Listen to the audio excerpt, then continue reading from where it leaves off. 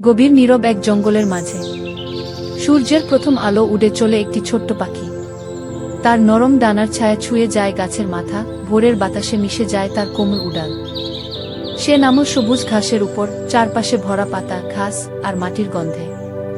ছোট ছোট লাফে সে এগিয়ে চলে, খুঁজে চলে কিছু খাওয়ার আশায়। প্রতিটি শব্দ, প্রতিটি পাতার মৃদু নড়াচড়া তার চোখের সম্ভাবনার ইশারা। হঠাৎ মাটির নিচে দেখা দিল এক ছোট্ট কেঁচো।